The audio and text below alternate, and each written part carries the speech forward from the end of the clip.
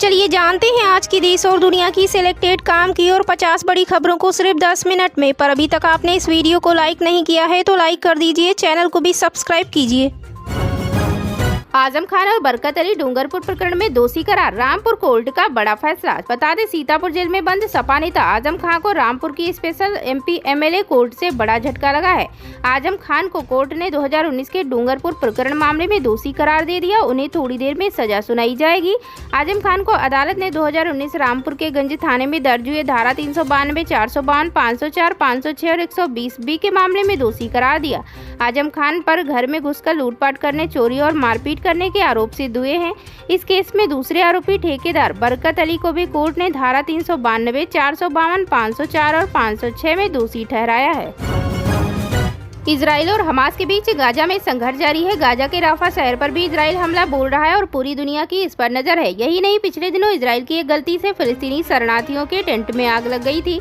इसके चलते 45 लोगों की मौत हो गई थी। दुनिया भर में all eyes on Rafah campaign भी चलाया जा रहा है। इसी बीच इस्लामिक देश तुर्की ने फिलिस्तीन का पक्ष लेते हुए इजराइल पर तीखा अटैक किया। राष्ट्रपति रेजेप तैयब अर्दोआन ने बुधवार को इजरायली पीएम बेंजामिन नेतन्याहू पर सीधा हमला बोला। उन्होंने नेतन्याहू को खून का प्यासा नरपिशाच करार दिया। अर्दोआन ने कहा, पूरी दुनिया नेतन्याहू की बर्बरता को देख रही है। वह एक सनकी, बीमार, मनोरोगी और खून पीने वाले नरपिशाच हैं।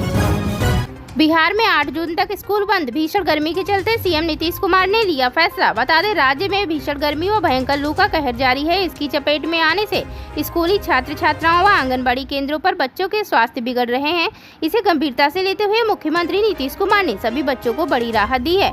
मुख्यमंत्री ने तत्काल प्रभाव से राज्य के सभी सरकारी व निजी विद्यालयों और आंगनबाड़ी केंद्रों तथा कोचिंग संस्थानों को 30 मई से 8 जून तक बंद करने का आदेश मुख्य सचिव को दिया है। उन्होंने मुख्य सचिव को निर्देश देते हुए कहा कि आवश्यकता अनुसार वर्तमान स्थिति को देखते हुए स्कूलों को बंद करने के संबंध में समुचित कार्रवाई सुनिश्चित करें ताकि स्कूली बच्चों का स्वास्थ्य प्रभावित न हो। लोकसभा चुनाव के बाद टूट जाएगा आप कांग्रेस का गठबंधन, अरविंद केजरीवाल ने दिए भविष्य के संकेत। बता दें, इंडिया गठबंधन में शामिल आम आदमी पार्टी के संयोजक अरविंद केजरीवाल ने गठबंधन के भविष्य को लेकर एक बड़ा बयान दिया है।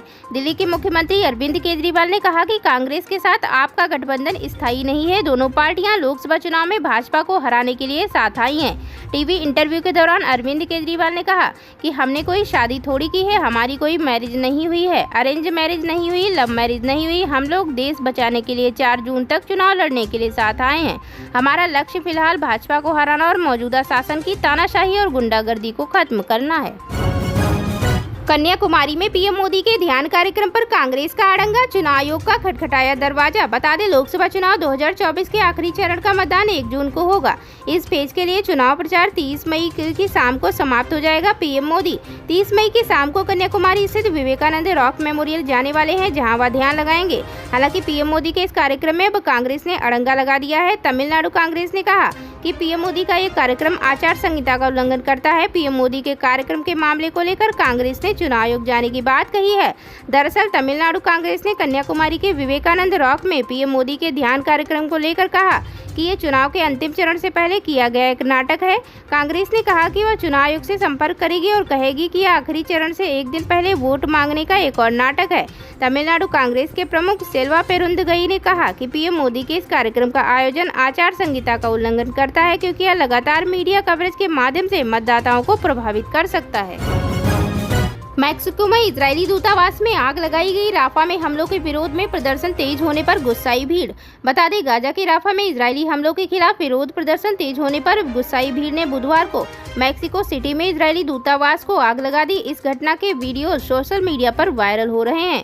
रिपोर्टों के अनुसार मंगलवार को मैक्सिको सिटी में इजरायली दूतावास के बाहर 200 लोग राफा के लिए तत्काल कार्रवाई प्रदर्शन में शामिल हुए। इसी दौरान ये घटना हुई। गाजा स्वास्थ्य अधिकारियों के अनुसार मंगलवार को इजरायली गोलाबारी और हवाई हमलों ने राफा के पश्चिम में अल मवासी में तंबुओं के साथ एक समूह को निशाना बनाया, जिसके परिणाम स्वरूप कम से कम 21 लोगों की मौत हो गई। ध्रुव राठी को एल्विस यादव का खुला चैलेंज। बता दें, यूट्यूबर ध्रुव राठी और एल्विस यादव पिछले कुछ समय से काफी चर्चा में रहे। ध्रुव राठी के जहां कई वीडियो सोशल मीडिया पर वायरल हुए और इसको लेकर खूब विवाद भी हुआ है। दरअसल एल्विस यादव ने 28 मई को अपने यूट्यूब चैनल पर एक वीडियो अपलोड किया। एल्विस यादव व्लॉग चैनल पर अपलोड किए गए वीडियो का title I am roasting Dhruv Rathee, यानी क्या मैं ध्रुव राठी को रोस्ट कर रहा हूँ, दिया गया है। वीडियो के थंबनेल में भी ध्रुव राठी की फोटो नजर आ रही है। इतना ही नहीं, वीडियो में ध्रुव राठी का नाम लेते हुए पोल खोलने की बात कर रहे हैं। इस वीडियो में एल्विस यादव की मां भी नजर आ रही है। बता दें कि ध्रुव राठी और एल्विस यादव का पहले भी पंगा हो चुका है। साल 2021 में दोनों के बीच झगड़ा हुआ था। ये झगड़ा विचारधारा को लेकर हुआ था। एल्विस ने अपने वीडियो में ध्रुव को रोस्ट किया था, जिसके बाद विवाद बढ़ा था। राहुल गांधी ने रैली में सिर पर उड़ेला पानी तो भड़क गए आचार्य प्रमोद कृष्णम। बता दें, कांग्रेस नेता राहुल गांधी मंगलवार को देवरिया में जनसभा को संबोधित करने पहुंचे थे।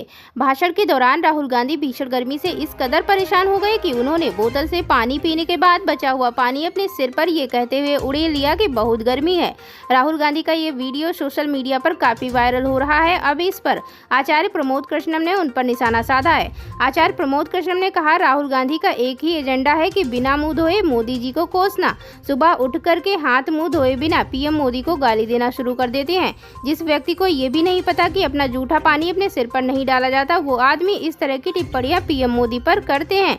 सच बात यह है कि राहुल गांधी को भारत की संस्कृति, सभ्यता, परंपराओं का बोध नहीं है। विदेशी परिवेश में पले बड़े राहुल गांधी को पहले भारत को जानना होगा, इसके बाद वे भारत के प्रधानमंत्री पर बोलने का प्रयास करें। 4 जून के बाद पैसा मिलने की अफवाह, खाता खुलवाने को लगी महिलाओं की लंबी कतार। बता दें, कर्नाटक की राजधानी बेंगलुरु में आमतौर पर खाली रहने वाले जनरल पोस्ट ऑफिस में इंडिया पोस्ट पेमेंट बैंक खाते खुलवाने के लिए महिलाओं की भीड़ देखी जा रही है। डाकघर में खाते खुलाने आ रही महिलाओं को उम्मीद है कि लोकसभा चुनाव में जीत के बाद केंद्र में इंडिया गठबंधन की सरकार आई तो उनके खातों में प्रतिमाह 8,500 रुपए की धनराशि जमा की जाएगी। देश में लोकसभा चुनाव भी जारी है, लेकिन महिलाएं डाकघर में खाता खुलवाने के लिए लंबी कतारों में लगी हैं। इन महिलाओं में से अधिकतर महिलाएं अल्पसंख्यक समुदाय की हैं। उनमें से कुछ महिलाओं का मानना है कि इंडिया पोस्ट पेमेंट बैंक खाता खुलवाने से उन्हें हर महीने 8,500 रुपए की गारंटी होगी। डाकघर में खाता खुलवाने आई एक महिला ने बताया कि वह सुबह सुबह ही कतार में लग गई थी। एक अन्य महिला ने बताया कि उसके मोहल्ले में सभी लोग कह रहे हैं कि खाता खुलने के एक दिन से ही पैसा आना शुरू हो जाएगा, इसलिए वह भी खाता खुलवाने आई हैं। रिटेल निवेशकों के लिए आरबीआई ने लॉन्च किया ऐप, अब ये काम करना हुआ आसान। बता दें, भारतीय रिजर्व बैंक यानी आरबीआई ने मंगलवार को खुदरा निवेशकों समेत अन्य के लिए चीजों को सुगम बनाने के कई कदम उठाए हैं। इसके तहत सरकारी सिक्योरिटीज में खुदरा निवेशकों की भागीदारी के लिए मोबाइल ऐप जारी किया है। मोबाइल ऐप के जरिए खुदरा निवेशक अब अपने स्मार्टफोन पर मोबाइल ऐप का उपयोग करके सरकारी सिक्योरिटीज की खरीद बिक्री कर सकते हैं।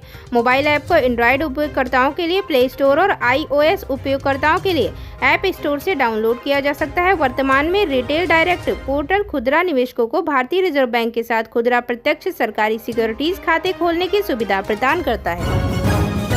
आगरा समेत यूपी के इन जिलों में मौसम ने बदली करवट, हल्की बारिश से तापमान में गिरावट। बता दें, बुधवार की शाम से पहले उत्तर भारत के कुछ हिस्सों में मौसम ने करवट ली। राजधानी दिल्ली और एनसीआर समेत पश्चिमी उत्तर प्रदेश के कई जिलों में मौसम में बदलाव आया। आगरा, मथुरा और हाथरस के कुछ इलाकों में बारिश की हल्की बूंदाबांदी हुई। हालांकि गर्मी से राहत अभी दूर ही नजर आ रही है। आगरा में बुधवार दोपहर 3:45 बजे मौसम के मिजाज में तेजी से बदलाव आया। बादल छा गए और तेज हवा चल रही। यहाँ पिछले कई दिनों से तापमान 46 डिग्री से अधिक रहा। वहीं हाथरस में तेज आंधी के साथ सादाबाद में बारिश हुई। फिरोजाबाद में यहाँ शाम 4:30 बजे मौसम के मिजाज में तेजी से बदलाव आया। आसमान में बादल छाने के साथ तेज हवा चल रही है। आंधी आने की आशंका बनी हुई है। इसके अलावा मथुरा जिले में शहर में तेज धूप के बीच हवाओं की रफ्तार बढ़ी। हालांकि कुछ ग्रामीण इलाकों में बूंदाबांदी हुई। बागपत जिले में सुबह से गर्मी के कड़े तेवर रहे। शाम 4:30 बजे बादल छा गए। बरसात के आसार दिखाई दे रहे हैं। एटा जिले के सुबह से लेकर शाम 4 बजे तक कड़ी धूप रही और हीट वेव चलती रही। शाम के समय मौसम में बदलाव आया है और बादल छा गए हैं तथा हवा भी चल रही है। अधिकतम तापमान 47 डिग्री व न्यूनतम 32 डिग्री सेल्सियस रहा। जुलाई में मिलेगा सरकारी कर्मचारियों को डबल तोहफा, बढ़ेगा महंगाई भत्ता और सैलरी। बता दें, हर साल सरकारी कर्मचारियों को जुलाई के महीने का बेहद इंतजार रहता है। इस महीने में कर्मचारियों को डबल फायदा मिलता है। इस महीने में कर्मचारियों का वेतन तो बढ़ाया जाता है, इसके अलावा महंगाई भत्ते में भी बढ़ोतरी होती है। यह दोनों फायदा छोटे स्तर के कर्मचारियों से लेकर बड़े लेवल लेवल तक के अधिकारियों को मिलता है। इसके अलावा केंद्र सरकार के पेंशन भोगियों के महंगाई भत्ते में भी साल में 2 बार बढ़ोतरी की जाती है। ऐसे में 4 जून के बाद केंद्र में बनने वाली नई सरकार केंद्रीय कर्मचारियों को गुड न्यूज देगी। जुलाई में कर्मचारियों के महंगाई भत्ते और वेतन में बढ़ोतरी की जाएगी। इस साल जनवरी में केंद्र सरकार ने अपने कर्मचारियों के डीए में 4% का इजाफा किया था। इसके बाद केंद्रीय कर्मचारियों का महंगाई भत्ता 50% हो गया था। ऐसे में कयास लगाए जा रहे हैं कि जुलाई महीने में भी सरकार महंगाई भत्ते में 4% की बढ़ोतरी करेगी। बता दें कि केंद्र सरकार हर साल अपने कर्मचारियों के वेतन में 3% की बढ़ोतरी करती है। ऐसे में 50,000 रुपए प्रतिमाह वेतन पाने वाले कर्मचारियों के वेतन में 1,500 रुपए का इजाफा होगा। आसान भाषा में कहें तो 50,000 रुपए वेतन पाने वाले कर्मचारियों को 1,500 रुपए का इंक्रीमेंट और 2,000 रुपए डीए जोड़कर कुल 53,500 रुपए मिलेंगे।